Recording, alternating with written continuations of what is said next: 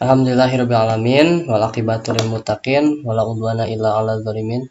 Asyhadu an la ilaha illallah wa asyhadu anna Muhammadan abduhu wa rasuluhu shadiqul wa'il amin.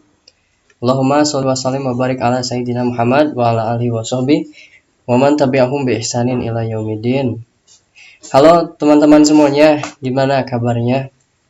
Setelah tidak berjumpa selama 1 pekan ya, kita bisa kembali lagi berjumpa dengan topik yang mulai makin seru ya.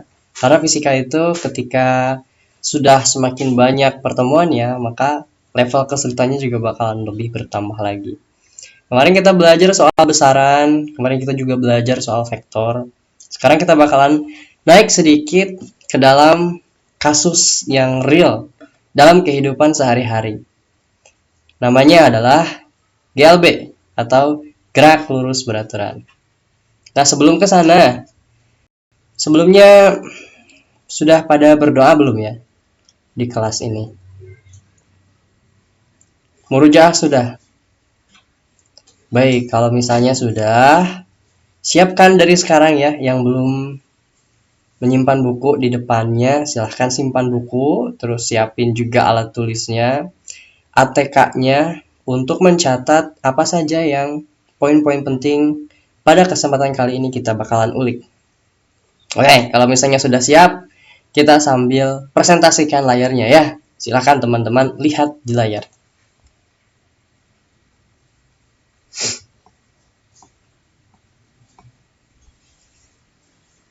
Nah, ini dia topik yang bakalan kita ulik pada pertemuan hari ini ya, teman-teman semuanya.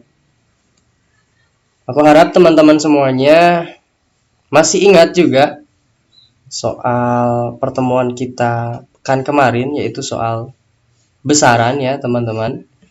Karena itu adalah modal dasar untuk kita belajar mengenai gerak lurus. Nah, di gerak lurus ini kita itu dibagi menjadi beberapa subtopik ya. Ada gerak lurus beraturan yang saat ini kita akan bahas. Kemudian ada juga yang namanya gerak lurus berubah beraturan. Ada gerak jatuh bebas, ada gerak parabola, ada gerak melingkar, dan juga ada gerak melingkar beraturan. Tapi sabar, karena saya bilang kan ya, level fisika itu tiap kali pertemuannya, semakin banyak pertemuannya, maka akan semakin kuat problematika yang akan diangkat. Akan semakin kuat juga bahasan-bahasan yang seharusnya kita bisa dapatkan. Nah, oleh karena itu, teman-teman, mumpung masih di awal nih, coba teman-teman supaya makin fokus lagi, karena ini adalah materi dasar agar kita mengerti materi-materi yang akan kita pelajari di pekan yang akan datang. Nah, materi kita kali ini adalah materi tentang gerak lurus beraturan. Ya, oke, mari kita lanjutkan. Nah, untuk tujuan pembelajaran kita pada kesempatan kali ini ada 3 ya teman-teman semuanya. Coba silakan teman-teman semuanya lihat di layar. Kemudian apabila ada yang ingin menuliskannya dalam sebuah buku, tuliskan silakan. Karena ini penting juga ya aku rasa. Supaya teman-teman dapetin tuh tujuan dari kenapa sih kita mesti belajar soal gerak lurus. Yuk silahkan, waktunya 2 menit dari sekarang ya. Oke. Sudah? Kalau sudah, kita lanjutkan teman-teman. Nah, oke. Untuk langkah pembelajaran kita yang pertama, ini ada Q1 ya, atau singkatan dari questions number 1. Supaya saya juga ingin mengecek apakah teman-teman semuanya sudah paham ketika tiap kali selesai langkah pembelajaran.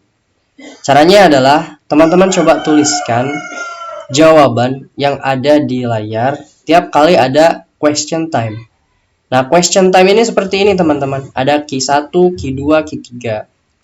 Gunanya untuk apa? Gunanya agar saya tahu teman-teman ini mempunyai kendala pada langkah pembelajaran yang mana, supaya kita bisa perbaiki tuh, supaya teman-teman juga dapetin full insight-nya, agar pembelajaran kita pada kesempatan kali ini tidak mubazir. Oke, sekarang tugas teman-teman adalah tuliskan kembali 2 tujuan pembelajaran hari ini yang kamu ingat tadi ya. Boleh diinterpretasikan dengan bahasa sendiri, Pak? Boleh, silahkan. Waktunya 2 menit. Baik, apabila sudah kita lanjutkan ya. Oke, kita lanjutkan. Sekarang bagian apersepsi ya, teman-teman semuanya. Apersepsi itu artinya adalah sebuah penguatan materi sebelumnya dan juga ditambah dengan materi yang sekarang. Kemarin kita belajar soal besaran. Nah, besaran itu kan gunanya adalah untuk memberikan perbandingan ya, teman-teman. Seperti misalnya contoh kasus konkretnya adalah kita tidak bisa mengukur berapa lebar bumi apabila kita memakai besaran-besaran seperti besaran dengan menggunakan telunjuk jari kita gitu ya, atau dengan alat-alat yang konvensional. Kita perlu sesuatu yang betul-betul simple tapi bisa menaungi semuanya. Apa itu? Ada namanya besaran meter. Nah, besaran meter itu nanti ada naiknya sampai ke kilometer dan sebagainya. Itu kita bisa lebih mudah mengukurnya ketimbang kita mengukurnya dengan telapak tangan kita atau jari tangan kita atau dengan menggunakan penggaris gitu. Nah, makanya itu perlu ada besaran. Pada materi GLB atau gerak lurus berubah, gerak lurus beraturan, itu juga ada namanya besaran. Nah, besarannya apa saja? Ada besaran velocity atau kecepatan, ada besaran jarak dengan simbol S, ada juga besaran T dengan simbol waktu. Nah, ketiga variabel atau besaran ini adalah variabel pokok yang sebentar lagi teman-teman akan pelajari. Nah, kemudian teman-teman, ini ada question lagi ya. Saya kasih saja dari sekarang supaya teman-teman bisa langsung menjawab. Questionnya adalah, tuliskan benda-benda yang bergerak dengan kecepatan konstan di rumahmu. Nah, sembari teman-teman menjawab pertanyaan itu, teman-teman dengerin saya ngomong. Oke? Saya tambah apersepsi materinya lagi, karena aku rasa ini adalah sesuatu yang penting supaya teman-teman bisa dapetin fondasi keilmuan untuk materi-materi yang akan datang. Jadi, tambahannya adalah ketika teman-teman belajar soal gerak lurus beraturan, itu artinya teman-teman harus bisa meninjau apa saja sih peristiwa, kejadian alam, atau mungkin yang ada di rumah teman-teman yang teman-teman tiap kali lihat, itu ternyata bendanya bergerak dengan beraturan ya, teman-teman. Contohnya misalnya, benda bergerak secara beraturan itu adalah astronot yang terlempar dari pesawat itu bergerak dengan beraturan. Kenapa? Karena percepatan di ruang angkasa itu nilainya hampir mendekati 0. Artinya ketika dia bergerak dengan kecepatan segitu, sampai di ujung waktu dia akan tetap seperti itu. Pergerakannya akan tetap konstan. Dan itu menjadi salah satu ciri gerak lurus beraturan. Jadi gerak lurus beraturan itu cirinya adalah pergerakannya selalu konstan atau kecepatannya selalu konstan. Oke. Sudah dijawab, teman-teman? Teman-teman di sini diminta untuk menuliskan benda-benda yang bergerak dengan kecepatan konstan di rumah. Coba apa saja? Tadi kan saya sudah memberikan contoh mengenai seorang astronot yang bergerak dengan kecepatan konstan di luar angkasa karena terlempar dari pesawat. Nah, teman-teman coba bayangkan saja benda-benda apa saja di rumah yang pergerakannya itu dengan menggunakan sesuatu mungkin ya, atau mungkin ya alat bantu, atau tanpa alat bantu juga boleh, asalkan pergerakannya secara konstan atau kecepatannya konstan. Pak, apakah boleh pakai HP? Boleh, silahkan. Tuliskan sebanyak-banyaknya ya. Ini untuk Q2. Silahkan, waktunya 2 menit. Baik, apabila sudah kita lanjutkan ya ke materi pembuka. Nah, tadi itu adalah apersepsi saja. Sekarang materi pembuka. Mari kita mulai dengan mengenal dulu istilah gerak ya, teman-teman semuanya. Jadi apa sih gerak? Ya, gerak itu adalah perpindahan posisi. Jadi sederhananya, gerak adalah perpindahan posisi atau bisa juga perubahan posisi dari sebuah benda atau objek. Nah, perpindahan posisinya itu ditinjau dari mana? Ditinjau dari titik awal sebelum benda bergerak sampai ke titik akhir, yaitu setelah benda berhenti untuk bergerak. Kalau misalnya ditanya apakah benda tersebut bergerak tapi titik awal dan titik akhirnya sama, apakah benda itu bergerak? No, benda itu tidak bergerak atau benda itu tidak memiliki pergerakan. Karena apa? Titik awal dan titik akhirnya sama atau tidak ada perubahan posisi. Kalau misalnya ada perubahan posisi hanya sekitar 0,0001 mm, itu artinya benda tersebut memang ada perubahan posisi. Hanya saja untuk mengukur keakurasiannya itu sangat-sangatlah susah ya teman-teman. Lanjutkan.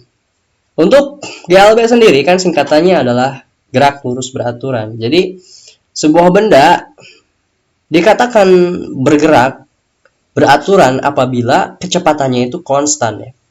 Dan lurus artinya dalam sumbu X. Betul ya, sumbu X. Nah, kalau misalnya teman-teman tahu dan belajar di matematika dasar ya pada waktu kelas 10 semester sama dengan sekarang semester gasal, itu kan disuguhkan ada satu pelajaran tentang koordinat kartesian X dan juga Y. Nah, bagian X-nya itulah tempat di mana benda bergerak dengan lurus gitu ya. Oke. Nah, di situ juga ada rumusnya teman-teman. Yang di apersepsi saya bilang bahwa V sama dengan S per T itu adalah rumus baku untuk benda yang bergerak dengan kecepatan konstan atau GLB. Di mana V adalah kecepatan, S adalah jarak, T adalah waktu. Teman-teman pernah lihat gak sih di speedometer teman-teman? Di situ kan ada tulisan 0 km per jam, 20 km per jam, 30 km per jam, sampai ke 180 km per jam. Nah, kilometer per jamnya itu adalah S per T-nya, di mana kilometer itu adalah S dan juga jamnya itu adalah T. Kan S itu jarak ya, dan T itu time, menunjukkan waktu. Jadi kilometer per jam itu adalah kecepatan benda bergerak. Berapa cepat benda bergerak? Misalnya kita ambil contoh 180 km per jam. Artinya dalam 1 jam objek tersebut itu bisa melampaui 180 km per jam. Mohon maaf, 180 km gitu maksudnya ya. Dalam 1 jam, coba. Nah, seperti itu cara untuk menafsirkannya. Oke, ya mudah-mudahan teman-teman mengerti ya. Itu adalah sub pokok awal di mana kita harus bisa nangkep variabel-variabel penting yang bisa kita pakai untuk akhirnya kita mengerjakan sebuah soal nantinya. Nah, kita lanjutkan teman-teman. Ada satu ciri, bukan satu sih, beberapa ciri agar kita bisa paham, oh ternyata ini tuh benda bergerak dengan kecepatan konstan, benda tidak mempunyai percepatan, itu adalah ciri benda dari pergerakan secara beraturan atau GLB. Nah, dalam bahasa sederhananya mungkin saya coba sederhanakan ya teman-teman. Ciri dari benda yang mengalami GLB itu satu, berada pada lintasan yang lurus atau dalam sumbu X gitu ya. Kemudian kecepatan benda tetap atau konstan. Kemudian percepatannya 0. Nah, ini penting. Kenapa percepatan 0? Karena percepatan sebuah benda itu adalah sesuatu yang menyebabkan benda berubah kecepatannya ya. Jadi kalau misalnya benda memiliki percepatan, maka benda tersebut dipastikan akan mengalami perubahan kecepatan. Pada GLB tidak ada yang namanya percepatan ataupun perlambatan. Kenapa? Karena gerakannya beraturan atau kecepatannya konstan. Itulah kenapa percepatan itu bernilai 0 pada GLB. Nah, nanti rumusnya juga sederhana ya teman-teman. Hanya ada S sama dengan V dikali T atau V sama dengan S per T gitu. Kemudian yang terakhir adalah pada kecepatan berbanding lurus dengan perpindahan dan berbanding terbalik dengan waktu. Coba teman-teman lihat di rumus tadi ya. Pada kecepatan berbanding lurus dengan perpindahan, V sama dengan S per T. V dan S-nya itu sebanding. Dan berbanding terbalik dengan waktu, T ada di bawah. Di bawah S berarti ya. Nah, ini adalah satu ciri di mana kita bisa meninjaunya dengan menggunakan rumus GLB. Lanjutkan. Sekarang, teman-teman semuanya, kita berangkat ke Q3. Menurut kamu, dapatkah kita bergerak konstan di bumi? Nah, tadi kan saya bahas soal astronot yang terlempar dari pesawatnya di luar angkasa. Nah, sekarang, coba kamu interpretasikan sendiri deh dengan bahasa kamu sendiri. Apakah kita bisa bergerak konstan di bumi ini? Gitu. Di bumi ada percepatan nggak? Ya, kamu interpretasikan sendiri saja dulu. Benar atau salahnya kita nanti akan bahas. Ya, silakan. Waktunya 2 menit ya. Oke, kalau misalnya sudah, apabila ada yang ingin bertanya soal materi pembuka di awal, silahkan. Take your time guys for ask a question to me. Silahkan apabila ada yang ingin bertanya. Tidak ada? Oke, kalau misalnya tidak ada kita lanjutkan ya. Baik. Kegiatan belajar kita yang selanjutnya adalah belajar berkelompok. Bagaimana teknisnya? Teknisnya, saya sudah membagi kelompok berdasarkan nomor urut di lembar presensi ya, teman-teman. Nah, nanti teman-teman semuanya bergabung dengan kelompok, kemudian menjawab pertanyaan yang muncul dalam slide. Menjawab pertanyaannya itu bebas, teman-teman. Teman-teman boleh bergabung dengan kelompok yang berbeda untuk mencari tambahan referensi, atau teman-teman boleh googling, atau teman-teman juga boleh berdiskusi dengan kelompoknya sendiri, konvensional. Dan itu bebas, teman-teman. Dan nanti di akhir kita akan melakukan presentasi yang isi presentasinya adalah tentang jawaban pertanyaan. Nanti juga ada sesi diskusi atau tanya jawab. Dan seperti itu terus-menerus sampai ke kelompok terakhir. Oke, paham ya? Oke. Silakan teman-teman semuanya berkelompok dari sekarang. Karena kita bakalan mulai belajar mengenai materi GLB dengan cara belajar teman sejawat. Nah, ini dia teman-teman questionnya dari Q4 sampai Q7. Ini adalah pertanyaan-pertanyaan yang harus teman-teman jawab sebelum akhirnya teman-teman mempresentasikan hasil dari jawabannya. Jadi Q4, Q5, Q6, Q7. Saya mencoba untuk terus-menerus melihat progres dari teman-teman semuanya. Apakah ada yang pusing atau ada yang ingin bertanya. Saya juga akan menjapri tiap-tiap kelompok. Teman-teman yang sekiranya pusing atau mungkin ya katakanlah kurang mengerti terhadap pertanyaannya, silahkan acungkan tangan, raise your hand, dan saya dengan senang hati akan membantu teman-teman. Oke, jawab dari sekarang ya teman-teman, silahkan berdiskusi sekarang. Q4 sampai Q7 silahkan. Oke, kalau misalnya sudah, kita lanjutkan pada penguatan materi. Tadi teman-teman sudah menjawab soal yang ada pada layar presentasi. Sekarang saya coba akan tambahkan beberapa materi penting yang ini juga sangat-sangat fundamental sekali untuk pada teman-teman menjawab soal-soal mengenai materi variabel GLB. Nah, jadi balik lagi ya teman-teman kita ke formulanya. Formula formula GLB itu adalah V sama dengan S per T, di mana V itu adalah kecepatan, S itu adalah jarak, dan T itu adalah waktu. Teman-teman harus bisa menginterpretasikan sendiri juga nantinya ya, jangan sampai dikasih saja sama guru. Bahwa kalau misalnya ditanya V itu apa? V itu kecepatan. Kecepatan itu apa? Satuannya adalah meter. Kita ngambil dari satuan internasional. Kemudian S itu apa? S itu adalah jarak. Jarak itu SI-nya apa atau satuan internasionalnya apa? S itu adalah jarak untuk meter ya, meter. SI-nya meter, dan T itu adalah second. untuk SI-nya. Baik, lanjutkan. Ini adalah tambahan soalnya teman-teman dari Q8 sampai Q12.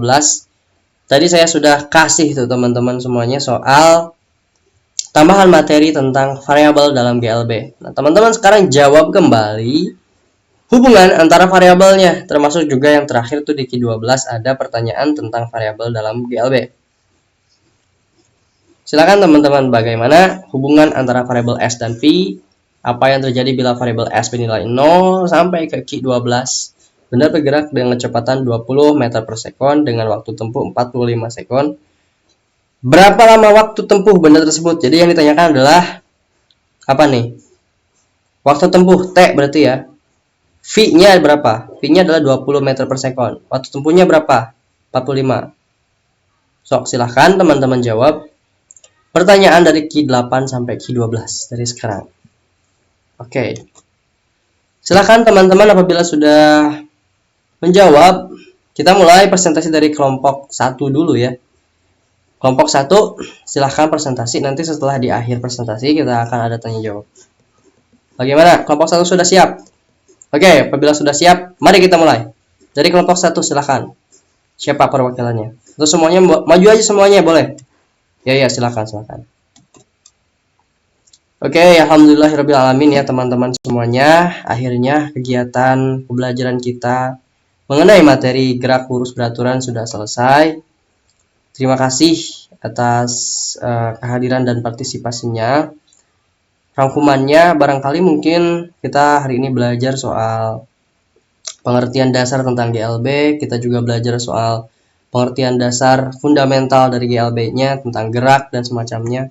Kemudian kita juga belajar tadi soal variabel dalam GLB, termasuk juga bagaimana cara untuk menyelesaikan soal dalam materi GLB. Alhamdulillah, nikmat yang sangat besar sekali ya teman-teman. Kita masih diberikan kesehatan sampai detik ini, sampai selesai kegiatan pembelajaran kita. Mudah-mudahan ada manfaatnya. Sampai jumpa di pertemuan selanjutnya ya, pada bab yang berbeda, tentunya lebih menantang lagi daripada ini. Sehat selalu ya, sampai jumpa. Assalamualaikum warahmatullahi wabarakatuh.